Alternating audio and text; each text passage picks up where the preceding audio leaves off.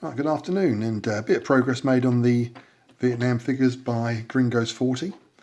I've done 2, 4, 6, 8, 11 for some reason. Been away for a week, so the hobby's taken a bit of a back seat, and it's a return full of enthusiasm for the period. And I'm glad to finish this second squad.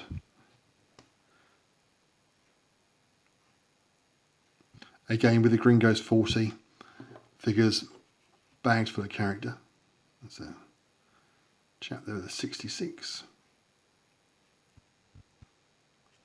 I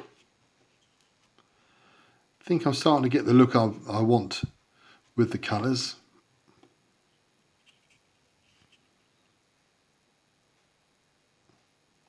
Did the old bit of flat jacket graffiti.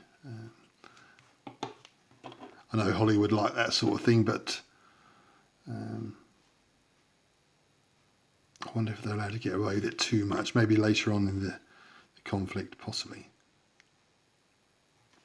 That's the old M79.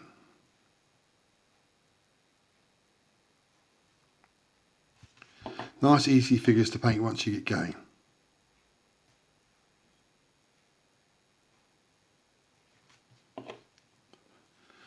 Dramatic chap there.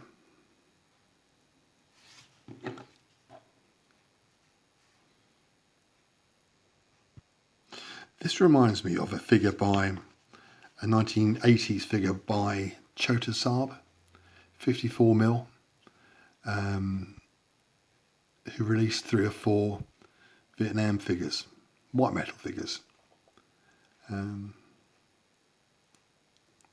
Almost like an iconic pose, isn't it, that one, from Khe-Sanh, possibly. NCO giving it some with the old Tommy gun.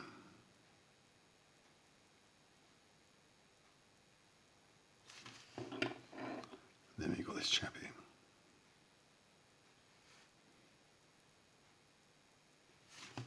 Right, so that's another squad.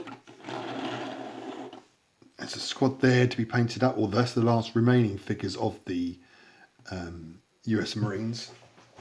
I've started just to make a few spider holes now for our adaptation of the bolt action rods, which more of that the closer we get to playing.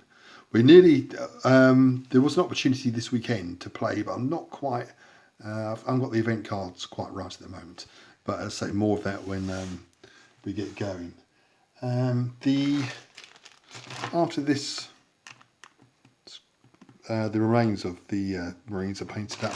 I'll then move on to these, this bag of US infantry, which I'll filter in to the Marines, and these are without flak jacket, but my mate Ranger gave me some good info, but again some great poses. I've got a good point man somewhere now. Where's he? There, got 12 gauge.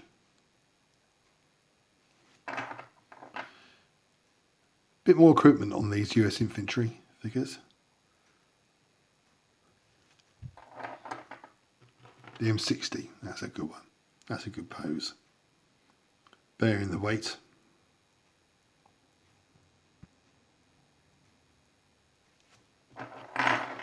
Couple more advancing types.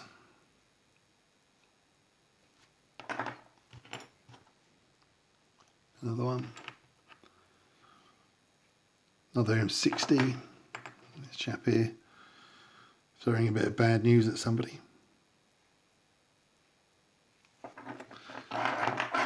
So I'll get those done. And I've got a tracker and with his dog. Oh no, that's RTO. The tracker's somewhere else, but I'll find that later. And that's about it. That's all I've been doing. What I did do the other day was something which I didn't want to do, and my brand new Army Painter matte varnish, and getting the lid off was a problem, so I prized it off and then I snapped the nozzle in there, and in a fit of rage I shoved something metal down there to see if I can pick it out, and the whole thing sprayed up, as you can imagine, giving me a rather matte finished face.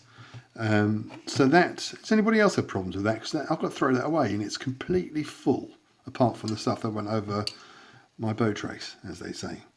It was a bit frustrating. I bought it from a cheap site on eBay, so I've got no recourse to Army Painter. But yes, it was. Yeah, I've got to take care, but it's irritating, things like that. But let me know if it's happened to you. What else have we got? Oh, and what I did buy was